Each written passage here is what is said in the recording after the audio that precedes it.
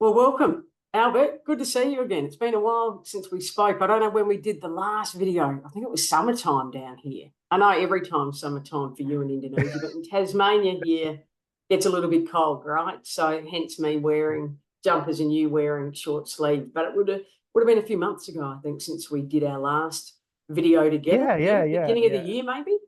Yeah. So again, thank you for inviting me again for the Yeah, scoring video. And then, yeah, so it's a summer, but as you mentioned, that it's a humid summer in Indonesia yeah, yeah, yep, yep, all the time. yes. And now even the rain and the dry season is just all mixed up now. Yeah. So I'm not really sure which one is which.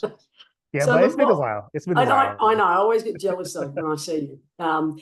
Thank you so much for bringing your intel today. Do you want to explain for those that don't know you a little bit about your role? I'm Ali Uren, founder of Kickstart, and obviously what we're going to talk about today is close to our work and the reason why we're in business. But I thought it would be good if I can have you just give us a brief intro to who you are, and yeah, what you do and what your reason for the work that you do. If you'd be happy to do that, Albert, before we get into the discussion.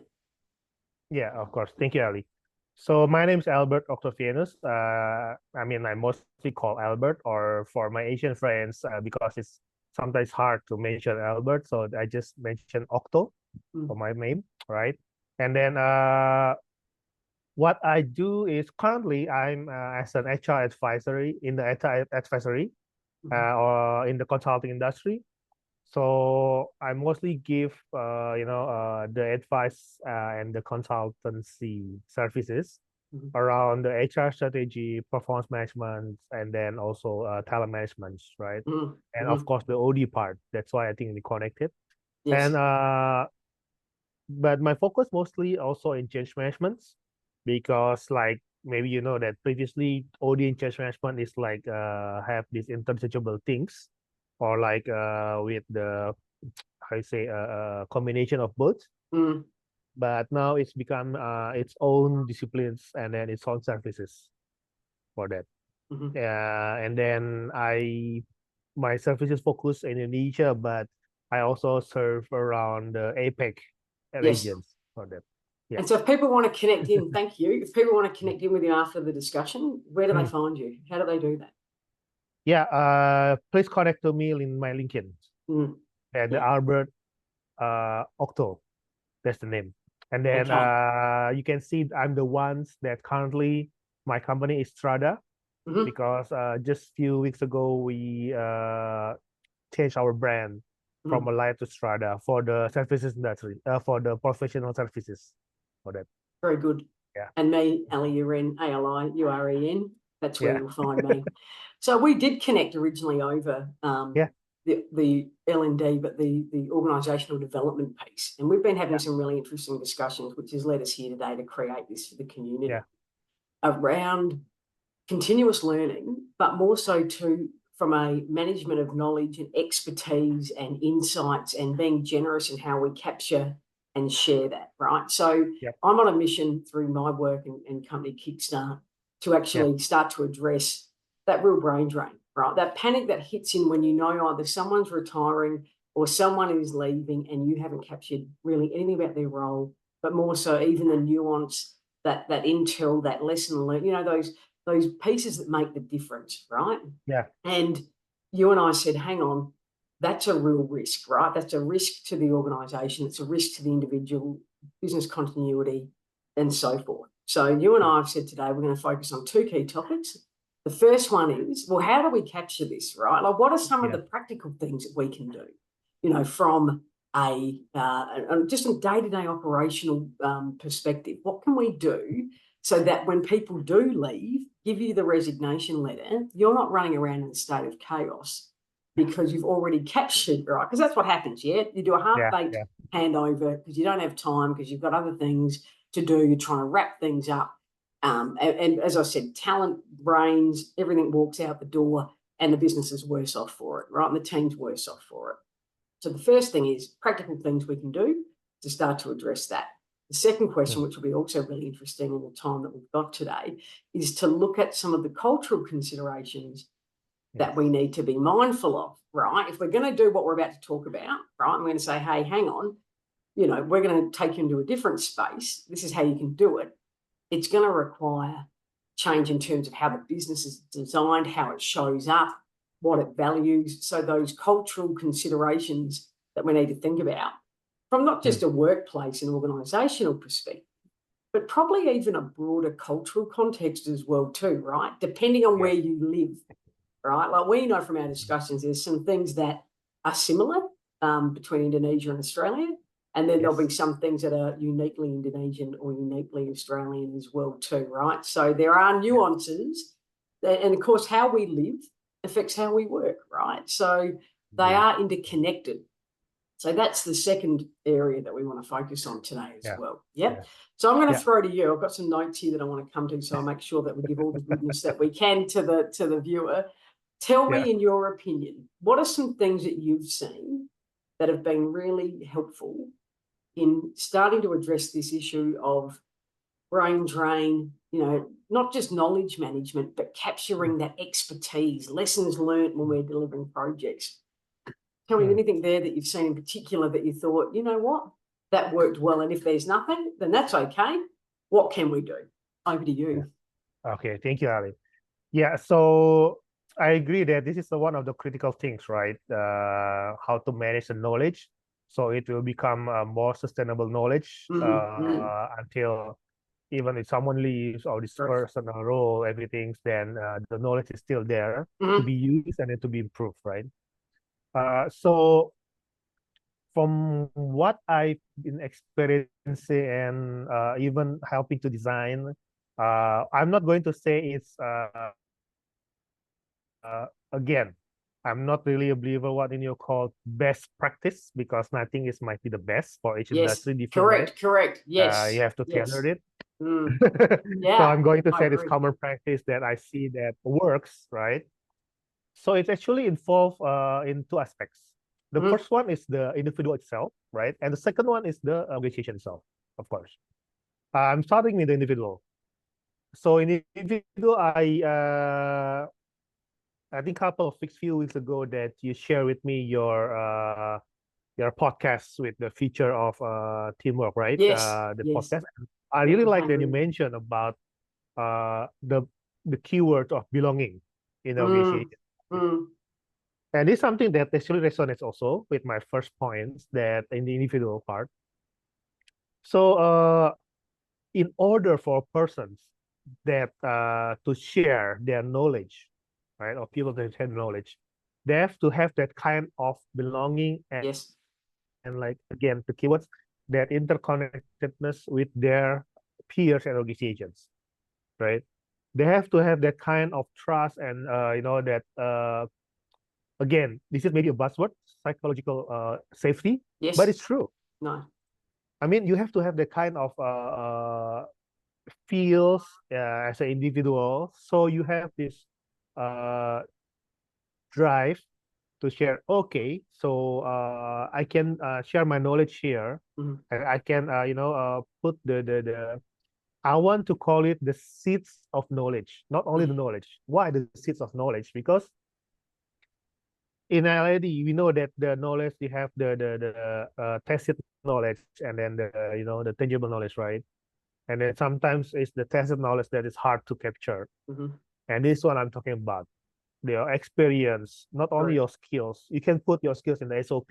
I mean, like 1 month before you resign, your boss will say, "Hey, create an SOP and then create a folder, everything that you need, and then everything you've done in the project, put it there so we don't lose it." Right? That's okay. But I'm still the one, I mean, not I, me, where I've been there, but this person, these people still need to choose and pick, you know, which one that I want. I said, no, it's like knowledge management is, or like knowledge transfer is something that much more trickier than just being a brain dump, you know, like, oh, this is my folder. I just deleted which one that are my personal ones, and then for the work, I just put it all there. Correct. And I think you make some great points there, Albert. If I can just pick up on a couple of things there. It's not a knowledge dump. It's got to be a managed, clear, consistent process, where everyone knows that we work in the same way. We know where to find it. We know that it's clearly distinguishable. And I'm going to come back to some of the other areas that I think we need to be capturing off the back of that in a minute. But you made a really good point, and I think this is right. Go right back to the beginning. The motive and intent around why we're doing this, right? And that is the foundation of trust. And I did talk about that in that Future of Work podcast, that people need to know that if we're going to do this, this is not for you to weaponize this knowledge against me, right? We are very clear on the intent, the reason for it, how it's going to be used, right? And I think if I can go back and add to this, before we even talk about some of the tactical things we can do, we need to be able to establish exactly what you talked about. We need to work out what is high value. I want to even go back further, understand and get agreement on what is high value work in our organisation. Because you actually have to see it as high value, Albert, right? Like you have to say, this is worth investing in and this matters.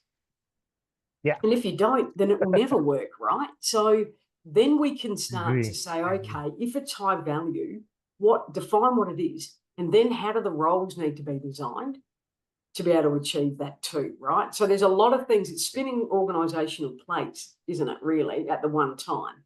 You know, you can't just do one thing, you're doing multiple things, right? But I think you're right. The trust piece, the sense of belonging, knowing why you're doing that and it won't be weaponized, understanding that as an individual, I will create the role to reflect what's required as well.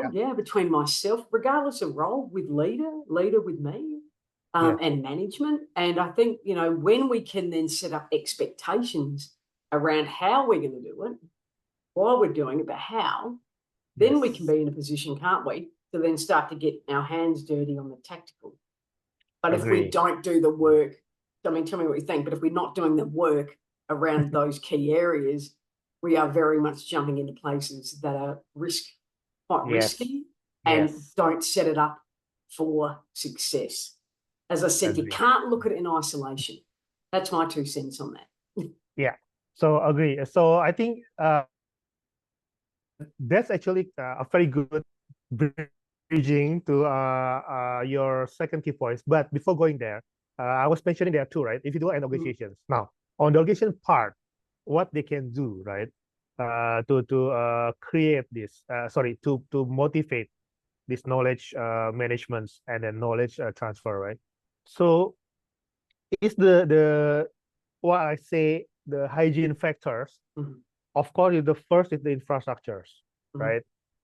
And then the infrastructures, like the simple thing again, like if you don't have a knowledge management system in place or learning management system in place yet, then you can at least do the document management system, like which one of the documents that you need to be standardized, and then which one that you can put, and then the naming conventions, and then the versioning, simple things like that for your SOPs, everything else, right? That's the hygiene factors.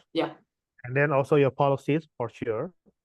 But the second one, the second one, next, of course, the systems, right? The knowledge management system or learning management systems. But the third one that sometimes forgot when you create an ecosystems for this, I say, well, people were saying that like, oh, we are a knowledge-based organization, right? But you don't have the third thing. It's actually, you know, I say the consistency. This I'm mentioning, right? So it relates to this, like when you creating a knowledge-based organizations that's focused also in knowledge management, not focus, support the ecosystem of knowledge management and knowledge transfer for sure. It's actually sometimes that you forgot that you have first to have to create some kind of communities in your organizations for this, right? Regardless, like I really like to say, regardless of the roles, it's because it's related to the first individuals, right? If you have this kind of sense of belonging and you know it's worth your while, and then it's aligned with your values and knowledge values, right? And then you can become like we call the COEs or SMEs, subject matter experts, and then Correct. Correct. the COEs, right? And then you can create these communities, but will or is your organization is going to support it? That's one. That's sometimes being forgotten. I have maybe your organization have the most shiniest, most expensive knowledge management system and learning management system, but we thought again, we thought your support in creating these communities, Correct. right? Because again, this is much more than just like saying if you and me and then you and I, we in the same organization, hey Ali, let's create an audio communities. I know maybe you're not in HR and I'm in HR or vice versa, but you like OD and you have patience for it in key communities. But if your organization said, oh, sorry, you cannot use, as simple as this, you cannot use our meeting rooms to have a meeting in your for your communities. As simple as that. It won't work, right? I mean, there's no support. So that's the tough part. I mean, you have to create a community around it. So you have to have these full ecosystems. Yes. Then you can truly have this what you call the integrated knowledge management. Yes. And you can have a proper knowledge transfer, everything else, and then you can capture like maybe not all, but hopefully most of the talent best knowledge. Yes.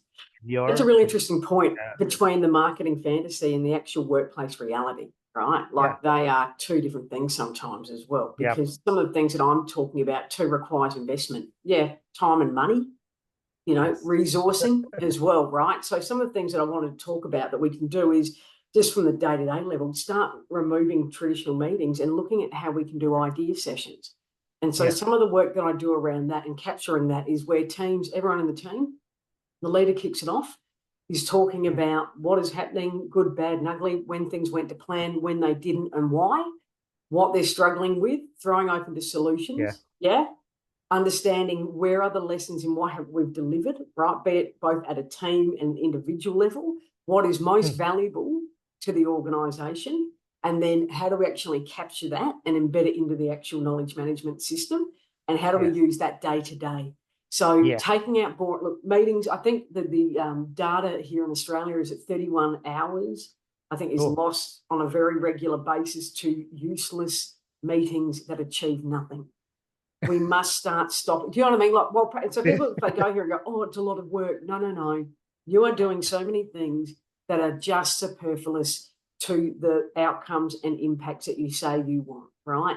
So if we were to say, okay, we're going to do some simple things here. We're going to remove how we do meetings, and we're going to come from a knowledge sharing, intel, lesson learned experience, come from an idea session perspective, and actually use this to not just update, but more than that, to educate. And that's where I come from, right? I'm not, okay, so we're doing things that sort of already have time allocated, but we're doing it differently.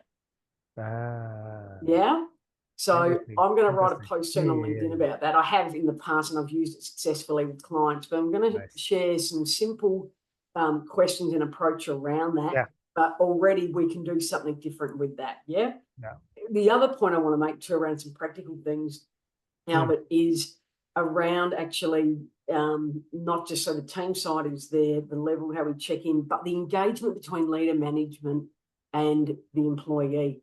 So think about this. Okay, so think about the traditional review that we have, right? And everyone writes a lot about, performance reviews, they're obsolete, they don't work, right? Now, I've always come from two angles to make them worthwhile in a modern context, right? Firstly, it's a learning lesson. It's a two-way conversation and a debrief between the employee and the leader back to the employee.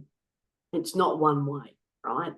The other thing is it's an opportunity to reflect just not only on the role, but on the opportunities for the organisation to actually truly be creative and evolve its way of working. So I am thinking, okay, and just think of something like you said around the ecosystem, right? All of these touch points are about not just achieving one thing, but multiple things, right? So how do we cross-pollinate?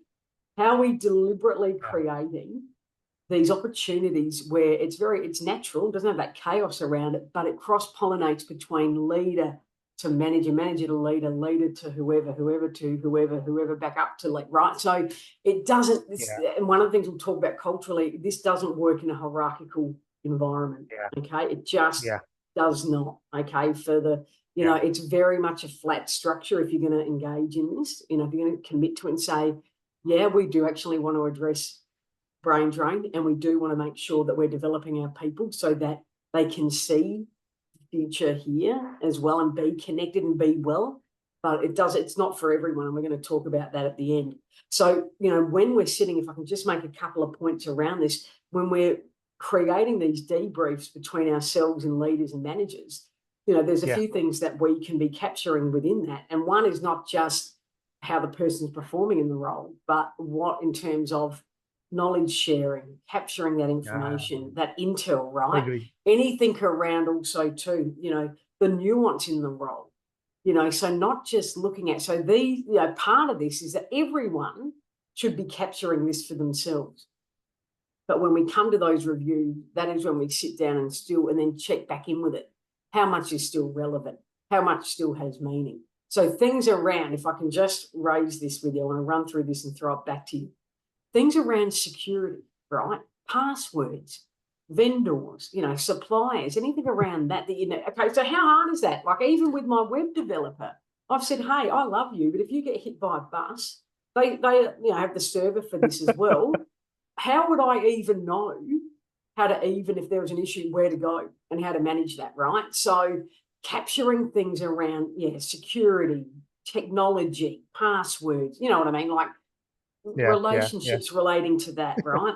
Also things around, I've always said when I'm working with people, it's not what you do that has the value, it's how you do it. So capturing that nuance in that style and manner as well, right? That's why I said starting with a roadmap, not a JD in a traditional sense, but like a roadmap, right? Whereby we are capturing that nuance, right?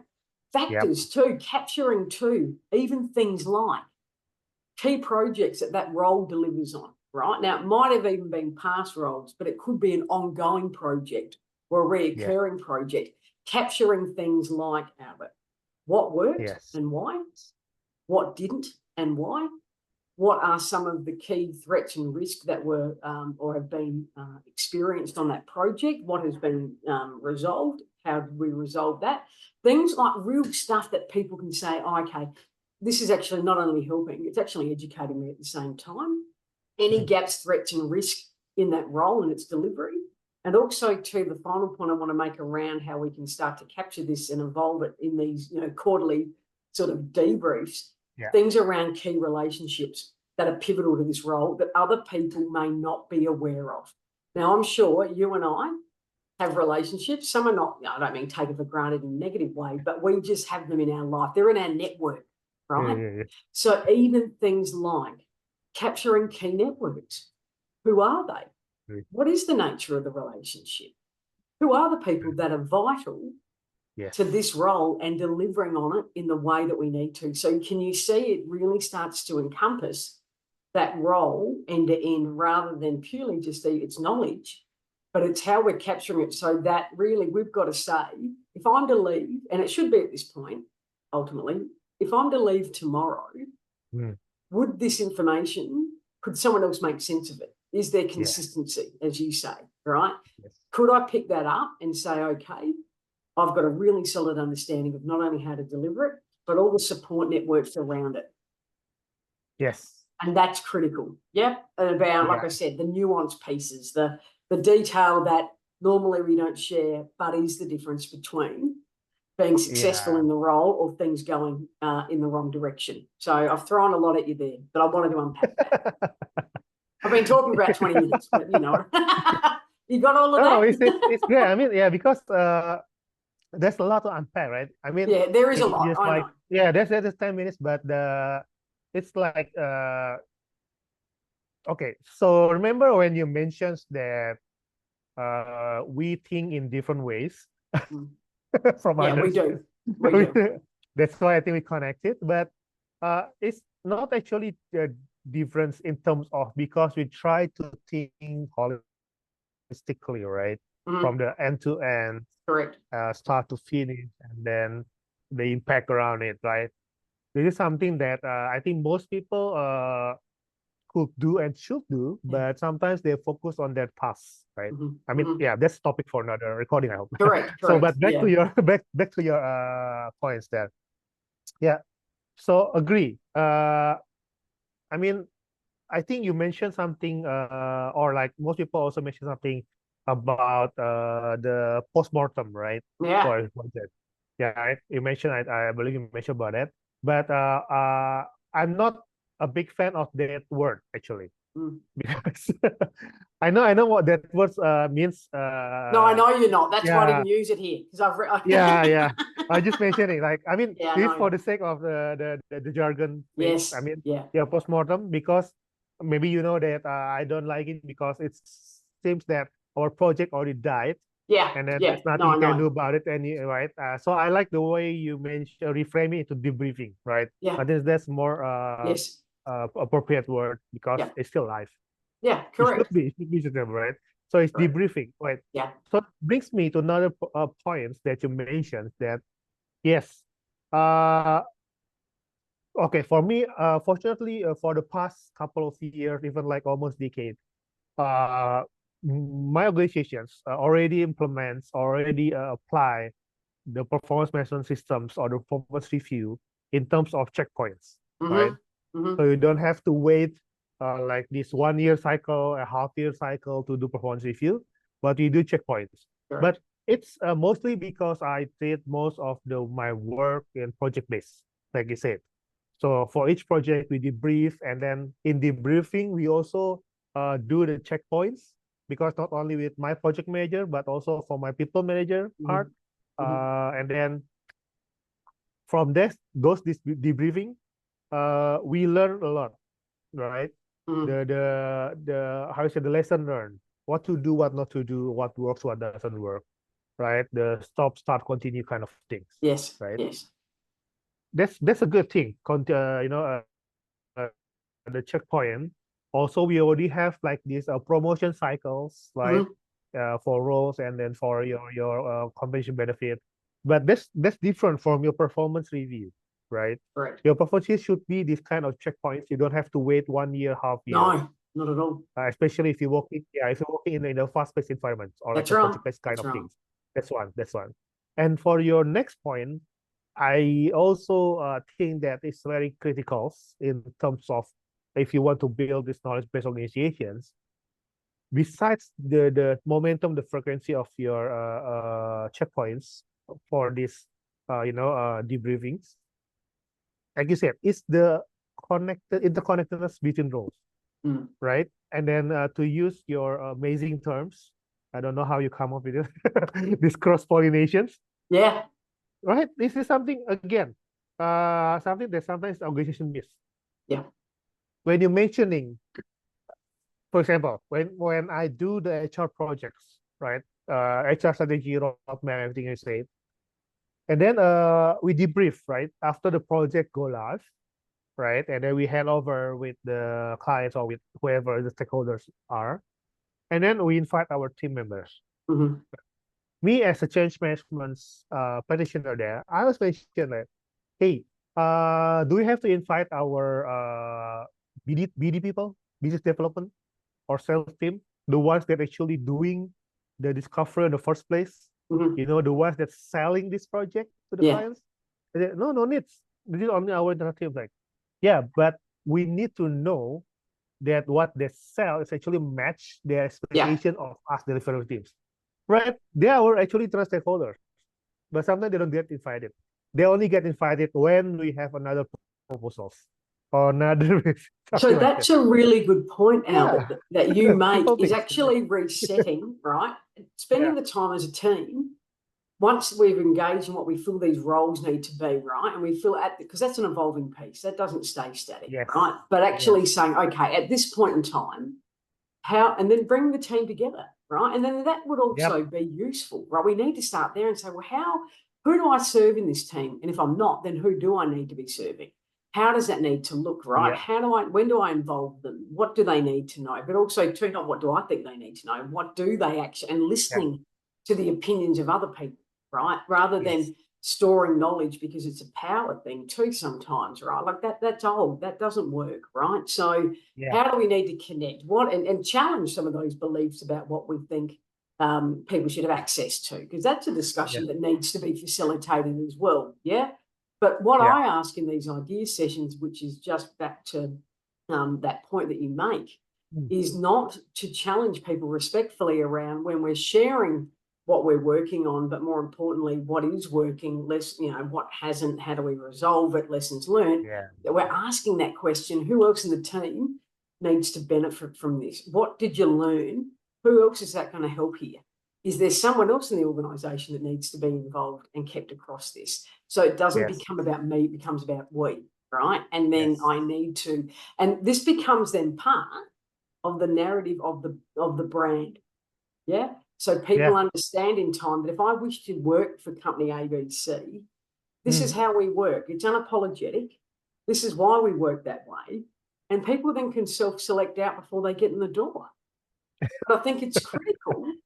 I absolutely see it's the future. I think if people are going to get real about succession planning and minimize risk to the business and the people around brain drain, then this we have to embrace this, right? People want to be connected, like you said. People don't want to be, held back from being able to grow and have opportunity. They want to be able to stretch, right? We've talked about stretch opportunity, from a learning and development capability.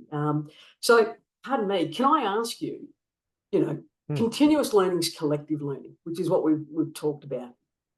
Yeah. Are you happy in the time? And I said this won't be the last conversation we have because things always fall out and then we're like, right, next time, Albert, when the dust settles, let's jump on again. Yeah. But in the time that we've got, tell me, what do you think are some of the cultural considerations that we need to be mindful of?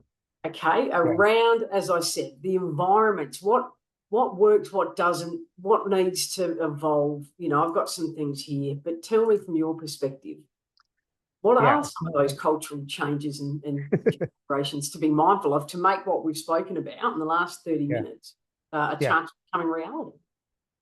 Yeah, so again, when I mentioned that, that's why I bring up the more individual motivation part, right?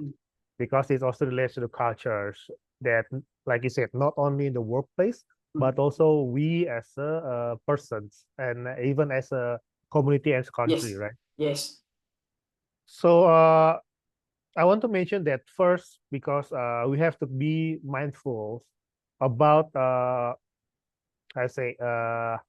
you going to approach this, in the straight lines or in the roundabout ways? Yeah. Right. Because in some cultures, maybe it's more into straightforward kind of things, like saying, okay, you have 2 months or 3 months notice or 1 month notice, and then try to, like I said, try to put everything in the systems, everything else, and then for your knowledge, and then train the your successors in this 1 month or 2 months period, something like that, right? But sometimes you have to go like in roundabout ways. Yes. I'm not saying that there's no right or wrong in this, right? Because it depends on the culture, right? But why I saw roundabout, I'm mentioning about holistic, right? Yes. Because you have to know, like you said, who are these people? Who are these people that's going to leave the companies or need? We need their knowledge to be transferred and pollinated across. Who will be impacted, right? So you go into not maybe not roundabout is a wrong word. I say it's holistic ways, right? Yes. So you see who's this person are impacting, and then with their knowledge, right? And that's one thing. And also sometimes again, back to their motivations. Can you if you as the manager of this person or the leader of the person, do you know how they react? I mean, something like this, like mentioning before in culture ways. Sometimes they don't want to share first, of course. They don't feel it's worth it enough, right? Yeah. It's safe enough. Or maybe the second part, they don't want to share because they feel again the security, not only the psychological, but job security. Like if I share too much, then I will be replaced, right? I mean, No, that's yeah, felt yeah. here too.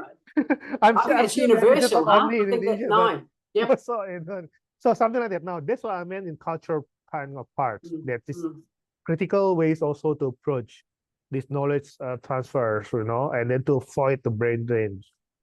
So yeah, so I think those are the points that I need to emphasize. But And I think also too, you're right. If you don't get the story piece at the beginning and get that yeah, buy-in, and be able to craft that in a way that motivates, inspires, and builds the yes, trust, then you really are on shaky ground, aren't you? Around that, I think it's always then playing catch yeah, up too, right? Because then no one, yeah, very, very hard. It's like being in quicksand, trying to get people to come on great, board with great, this. And I think you're right. People need to see how it connects to them, their yeah, role, what they value too, right? And that's why I said that co-creation piece yeah, really early on, around yes, how this activity or activity yes, fits into their role and where they feel, giving ownership over that, right? That's yeah, critical. yeah.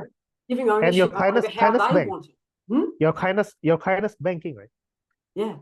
You mentioned about the kindness bank. Kindness Bank, the Kindness Bank. I know. You've been Yeah, listening to that podcast. That's yeah, awesome. Yeah, no. We'll put some links in for people so they can find it because the story is continuing. I'm actually gonna. You're really taking my thunder here, but I'm gonna write a post specifically on the Kindness Bank, right? yes, And yes, if we just briefly talk about it, the Kindness Bank is a cultural yes, concept, right? Because as you and I talked about in the lead up to this today, people will do things for you if they know that you are good on your word and that you're acting in their best interest, even though it's not always going to be easy sometimes, right? And you yeah, can only do that if you're depositing into this kindness yes, bank yes, where you show yes, up and give yourself as a leader or manager or colleague every day, you are doing something to invest in that relationship. You can't yes, expect to implement this if you have invested nothing of yourself as a leader or a manager, mm, because as I said, there is no history to draw on. Yeah, there is no story to balance it up with. And yeah, I'm a big, as I said, the Kindness Bank's getting its own post soon. But gee, I think, why have I asked and been able to ask people to do things that are quite courageous, things that at first they don't think they can do, maybe don't even want to do, because it's probably linked to don't think they can, or they might have had negative experience in the past, right? Like if I couldn't do that, I wouldn't have a business, right? So what is it about that? And it's like, it comes back to that cultural element of generosity, Albert, the great, generosity of exactly what we have talked about here, of spirit, of knowledge, of expertise, of intel. I mean, I have always built Kickstart around the premise, and I believe it's truer than ever. Unless you share knowledge, it doesn't have a lot of value. It yes, just sits with you, right? Which is why yes, we're generously doing this, to share this and learn, share some things that have worked too, right?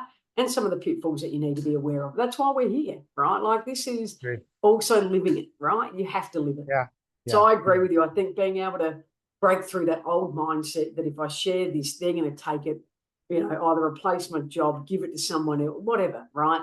So that mm, is building confidence and identity in how we see it as well too.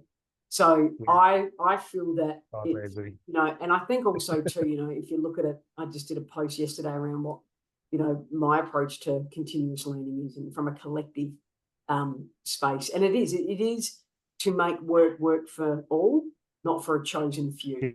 Yes, And so that yeah, democratization of opportunity is also something that requires a cultural shift.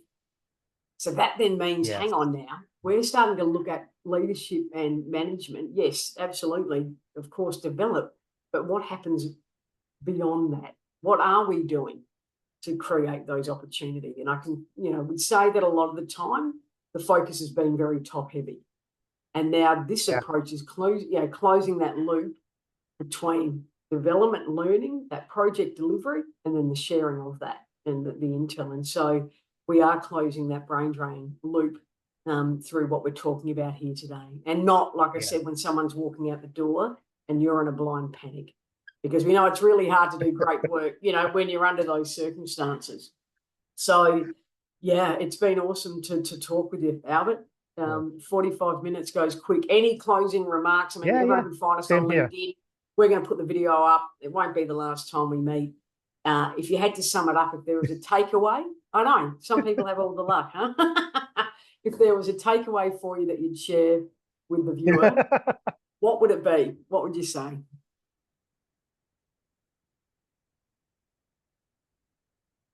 Okay, so my takeaway, right? I'm not sure this okay, I'm just going to say it straightforward. So knowledge is never wasteful, right? Any kind of knowledge, either you receive it or you give it. Yeah. Right. Sometimes people are saying that, well, I don't need to learn that, but you have the opportunity to learn something new that you say it's not related to my field or to my work. Believe me, I mean, I've been there. Yeah. Then I sometimes you never know when that knowledge is going to be useful, right? 100%. And then also when you give out, if you feel like I don't want to tell them anymore to my peers or to this person because I don't think they are listening to me or I don't think they are, it's okay.